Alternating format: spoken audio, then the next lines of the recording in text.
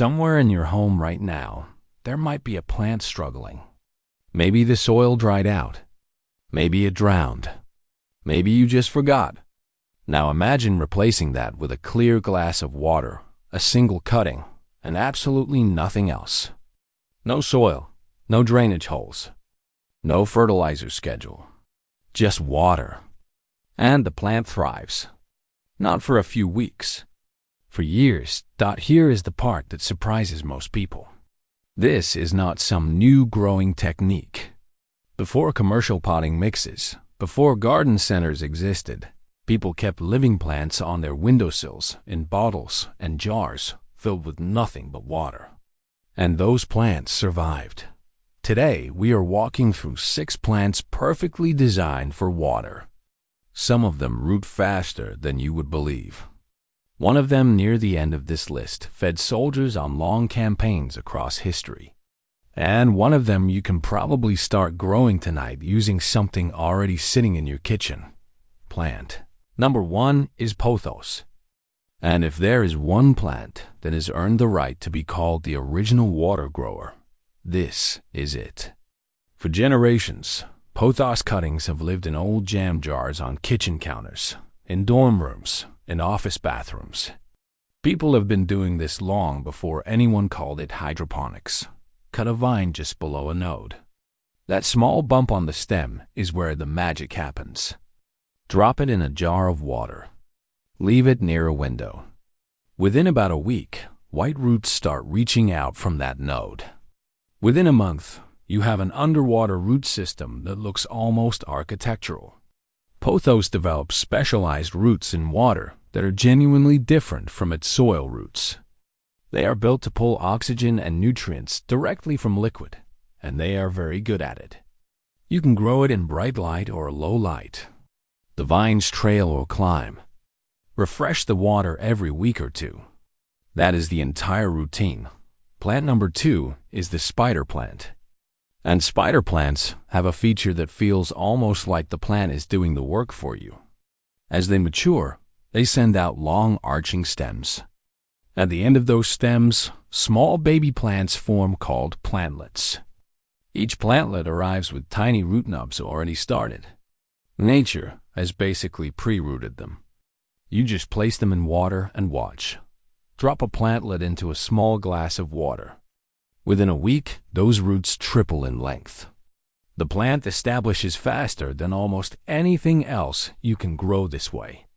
And once it is established, it will eventually do what its parent did. Send out its own runners. Create its own babies. The whole system becomes self-generating.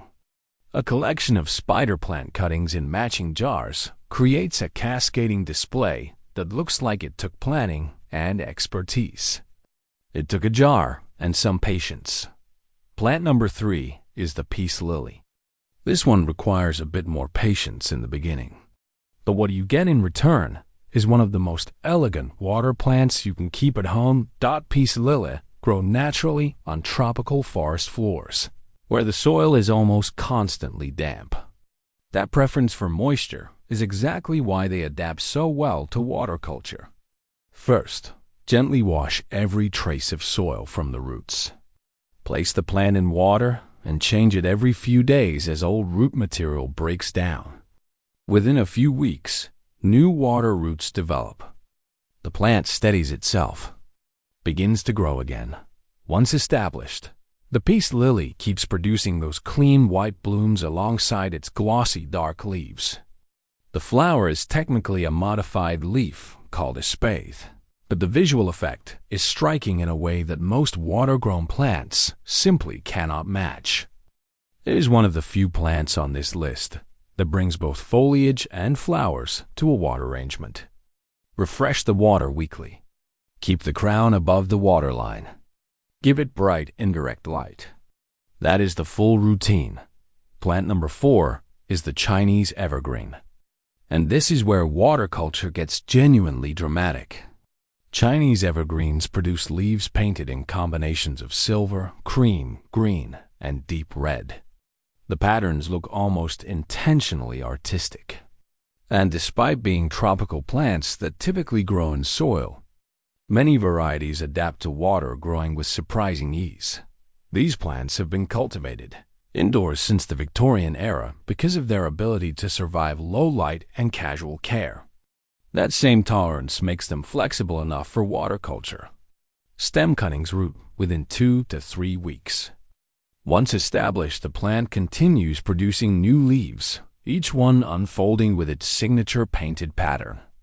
A mature Chinese evergreen in a tall glass vase makes a stronger visual statement than most decorative objects you could put in the same spot. Before we get to the final plant on this list, consider this. Roman soldiers carried mint on long marches, not just for the smell, for energy, digestion, and morale on difficult campaigns across Europe and North Africa. It was considered so valuable that it was used as currency in some regions. And you can grow an unlimited supply of it in a glass of water on your kitchen counter. Plant number 5 is mint.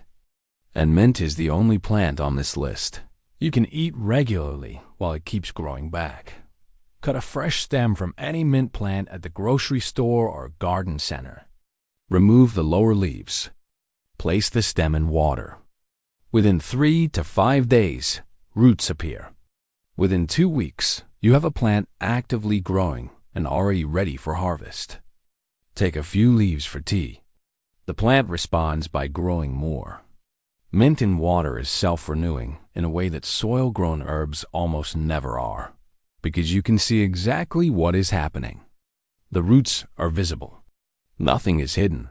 Spearmint, peppermint, chocolate mint, each variety roots with the same enthusiasm. Change the water every few days because mint grows fast and clouds water quickly. Keep it near your brightest window. It never stops. Plant number 6 requires no cutting, no garden center, and no special equipment. You may be able to start it tonight. Take a sweet potato. An organic one works best because many commercially grown sweet potatoes are treated with a sprout inhibitor that slows this process. Place it in a jar with the narrower end pointing down.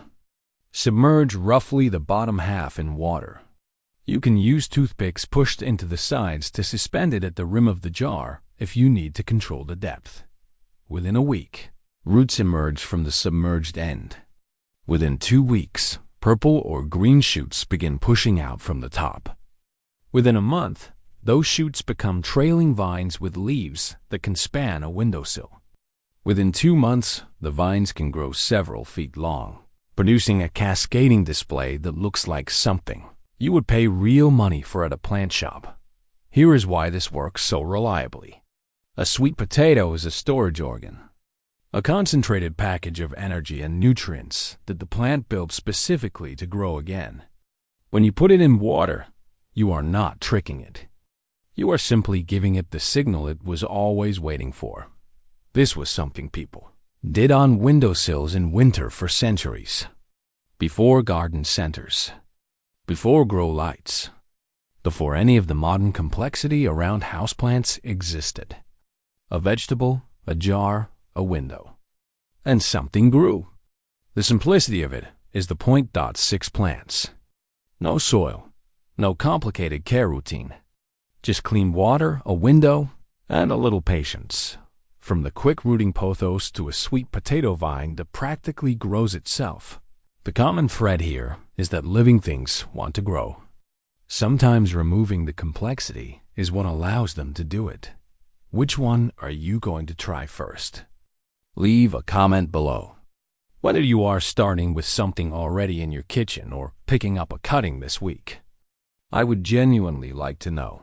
If this video gave you something useful, subscribe so you do not miss what we cover next. New videos go up every week. One note before you go. The historical and cultural information in this video is intended as context. Any health-related benefits mentioned reflect traditional use or early research, not medical claims. If you are exploring edible plants for health reasons, speak with a qualified professional first. This video is for education only.